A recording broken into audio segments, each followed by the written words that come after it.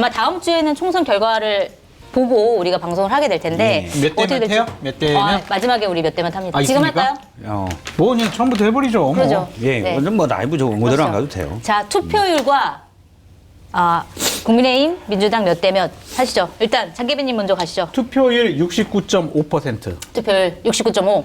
69.7%로 하겠습니다. 알겠습니다. 그리고 범야권 200석. 정말요? 개헌저지선까지 가시는 거예요? 그리고 범여권 100석. 네. 국민의힘 99석 플러스 최경환 의원 한석해서 100석 개헌저지선 확보. 잠깐만. 개혁신당은요? 그건 야권으로 봐야죠. 야권으로 왜냐하면 돌려서? 거기 천하람 선대위원장이 요즘에 네. 발언이 엄청 세더라고요. 윤석열 맞아요, 정권은 맞아요. 썩은 나무 정권이라고 그러고 막 탄핵 얘기하고 막 그래가지고 저분들을 보수 여권으로 분류하기는 좀 어려운 것 같아요. 알겠습니다. 자, 200석 대 100석 보셨고요. 투표율은 65.7%. 69.7. 69.7%.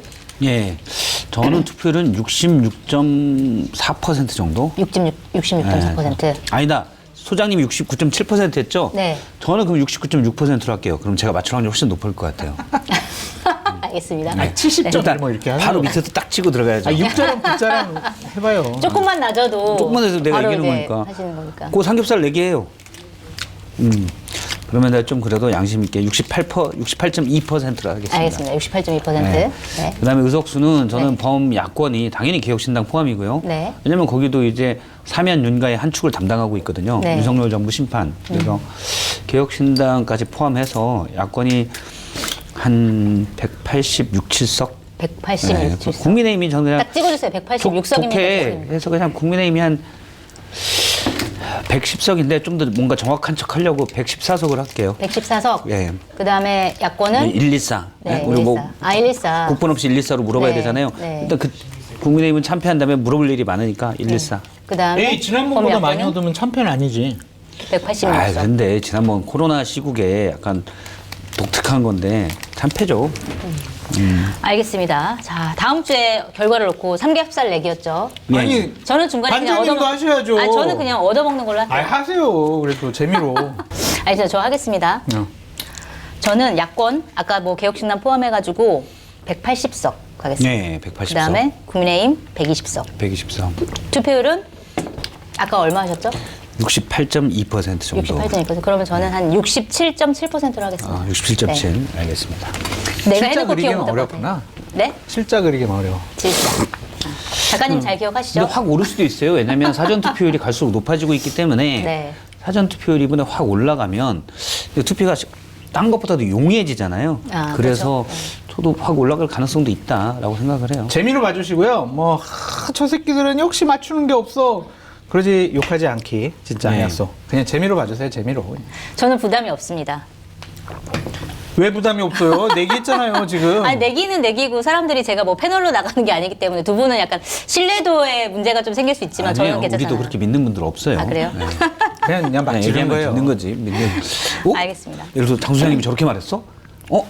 박 실장이 저렇게 말했어? 그럼 그런가 보지. 그렇진 않아요. 그러니까. 네. 쟤는 저렇게 얘기하더라. 그냥 그 정도. 알겠습니다. 일단 약을 치고 시작하시는 것 같은데. 쟤는 맞추는 거 하나도 없어. 막 그런 댓글이에요 다. 괜찮아요 뭐. 하나 더 틀리는 게 뭐 어떻겠습니까? 그리고 사실 저는 뭐 맞추기가 힘들다고 봐요. 왜냐면 지금 국민의힘에서도 55석이 박빙이다. 네. 민주당에도 50석 50석. 이상이 박빙이다라고 했잖아요. 박빙이라고 하면 위아래로 저는 뭐 한 5, 6% 정도. 네. 근데 이건 어떻게 갈지 아무도 몰라요. 며느리는 알까? 며느리도 몰라요. 며느리도 모르죠. 그런데 그걸 어떻게 맞추겠습니까? 맞춘다면 저는 예전에 할 때 예를 들어 한강벨트다 그럼 몇 개가 있고 여기가 누가 우세할 거고 관상을 이렇게 봐도 사실 잘 몰라요. 네. 근데 여기가 그러면 격전지가 몇 개고 현재 분위기가 여기니까 국민의힘의 승률을 뭐 예를 들어서 뭐 40% 또는 60% 이렇게 줬어요. 어떻게 이런 식으로 좀 보는 건데 분위기 따라 하루 다른데 어떻게 알겠습니까? 맞습니다. 맞아요. 네. 물론 뭐 사전투표 있지만 아직 일주일이나 남았기 때문에 그러니까 현재로서는 200대 100. 네. 근데 일주일 후에는 어떻게 바뀔지 모릅니다. 저 틀렸다고 뭐라 하지 마십시오. 알겠습니다. 뭐라고 하지 않기 약속하고 우리가 해봤고요. 아까 어느 정도 좀 얘기를 하긴 했어요. 격전지도 꼽아달라고 하려고 했는데 두 분이 꼽아주셨고, 그 다음에 사실 이제 총 투표율이나 의석수 내기를 하려고 했는데 그것도 했고, 자, 요거 얘기 해볼게요. 투표율 얘기를 좀 해봐야 될 것 같은데, 일단, 이번 총선에서 재외선거 투표율이 62.8%가 나왔다라고 선관위에서 얘기를 했는데, 이게 역대 최고치라고 해요. 물론 조선일보에서는 이게 모든 재외 국민이 다 투표한 게 아니라 유권자 등록을 한 사람 중에서 62.8%이기 때문에 전체로 따지면 뭐 얼마 안 된다 이렇게 보도를 하긴 했는데 4.7%. 4%대인데 그것도 그럼에도 이제 불구하고 과거 총선에 비교하면 상당히 높죠. 과거는 굉장히 2%대였어요. 높은 편이다 이렇게 얘기를 했는데 이 투표율 그러니까 이 재외선거 투표율도 그렇고 그 다음에 사전 투표율도 참여율이 높을수록 뭐 민주당에 유리하다 이런 통설이 있었던 거잖아요. 어떻게 보세요? 저는 이제 그거는 이제 예전에 그 통설이라는 관점에서 보면 네. 예전에 20, 30대 투표율이 낮을 때 20, 30대의 민주당 지지층이 많기 때문에 투표율이 그런 것들 영향을 끼친다고 했는데 이번 선거는 약간 다른 것 같아요. 그리고 이제 20, 30대가 민주당의 좀 더 상당히 우호적인 지지층이라고 볼 수도 없는 거고 그래서 이번에 투표율이 지금 제외국민 투표율에서 높게 나온 거는 그러니까 심판론이 상당히 강하게 네. 분노 투표가 상당히 강하게 반영된 거다. 그렇게 보고 그런 면에서 봤을 때는 민주당이 좀 더 유리하게 작용할 거다라고 생각을 해요. 네, 그렇군요. 어떻게 보세요? 정권 심판도 높고 대통령에 대한 비호감도가 높고 분노가 네. 높으니까 네. 당연히 민주당 지지층 분들 중도층에서도 대통령은 잘못하는 것 같아. 그런 분들이 나와서 투표하겠죠. 물론 보수도 분명히 결집할 겁니다. 네. 근데 그 결집으로 과연 이 큰 정권 심판론의 대세의 흐름을 극복할 수가 있을까? 넘어설 수 있을까? 그건 조금 저는 회의적이에요. 그러니까 박빙 지역에서 조금 더 박빙이 되거나 정말 1, 2% 차이로 보수가 우세한 지역에서 지고 있는 지역은 네. 보수가 결집하면 이길 수 있겠지만 현재 저렇게 정권 심판론이 도도하게 흐르고 있는데 그거를 극복하기는 보수 결집만으로는 쉬워 보이지 않는다라고 말씀드려요. 그러면 그 얘기는 예를 들어서 뭐 평론가들 중에서는 샤이 보수가 있다.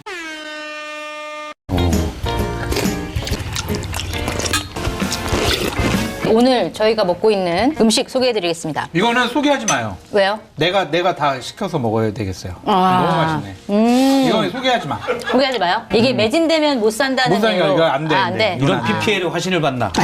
멘트가 찰져. 볼락 무김치 있잖아요. 와, 너무 맛있어요. 되게 시원하네요. 너무 맛있어요. 통영 봄 도다리 쑥국을 준비했습니다. 밀키트 200세트만 한정 판매한다고 합니다. 근데 이거 진짜 빨리 사셔야 될 것 같아요. 왜냐면 진짜 맛있어. 중독성 최강의 밥도둑 순살 양념게장도 소개합니다. 또 하나가 있는데요. 통영 볼락 무김치입니다. 네이버에서 통영 해인을 검색하시면 됩니다. 네, 샤이 보수가 응답을 거부하기 때문에 진보 쪽이 더 많이 나온다 이런 얘기를 하는데 불리한 쪽은 계속 이런 얘기를 해요. 그래요? 지난번 네. 대선 때도 문재인 정권에 대한 반감이 크니까 네. 이재명 당대표를 지지한다라는 여론조사가 안 잡힌다. 샤이진보다 막 네. 그런 식의 얘기를 네. 하거든요. 그게 지지율이 떨어진 거예요, 그게. 그래가지고 자꾸 샤이 쪽 얘기하는 쪽이 선거 불리해요라는 것을 자기 고백하는 것이 아니냐라는 좀 생각이 듭니다. 네. 그 취재하고 뭐 내가 뭐 옹호하고 찍어줄 거면 왜 샤이하게 부끄럽게 하겠어요. 창피한 거 아니에요. 네. 그럼 그 사람들이 적극적으로 나가서 투표를 안 할 수도 있는 거잖아요. 그러니까 샤이 보수가 있다라는 것은 불리하다는 거예요. 그러니까 그거 가지고 우리가 샤이 보수가 적극적으로 투표장에 나와서 우리를 찍어가지고 우리가 이길 거야라고 생각하는 것은 좀 상상의 나래가 아닌가라는 생각이 듭니다. 그렇군요. 저는 뭐 ALS 응답률은 약 3, 4%, 그다음에 전화 면접 조사의 응답률은 이제 12, 14% 이러잖아요. 네. 투표율이 앞서 이제 예측한 대로 68%라면 응답률 68%예요. 네. 그 차이에 사실은 샤이는 어디에는 있는 거라고 생각을 해요. 네. 그리고 실제 여건이 보수에게 더 안 좋기 때문에 샤이 보수가 좀 더 있을 수가 있고 그런데 그게 저는 많지 않을 거다. 2, 3% 정도. 왜냐하면 대통령이 원래 보수가 아니에요. 윤석열 대통령이. 네. 보수의 이념을 지난해 이념 논쟁을 좀 했지만 원래 그 이념대로 살아오신 분도 아니고 그러니까 대통령이 저는 이종섭 대사 문제가 가장 타격이 컸다라고 보는데 네. 대통령에 대한 지지가 있었던 거는 공정한 거예요. 소신, 수사. 그러니까 지지층에서 볼 때는 문재인 정부의 압박에 맞서 싸운 소신 검사, 공정한 검사의 모습이거든요.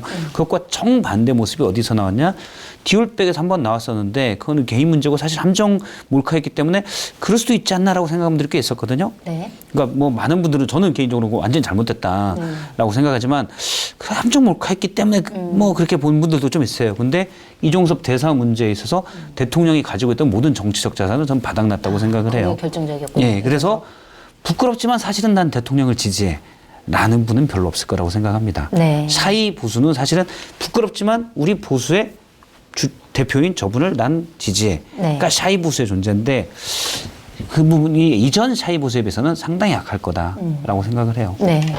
그럼 결국 두 분 다 샤이 보수의 영향력은 그렇게 많지는 않을 것이다. 그러니까 대세 흐름을 극복하기는 어렵다. 네, 대세의 흐름을 극복하기는 어렵다. 알겠습니다.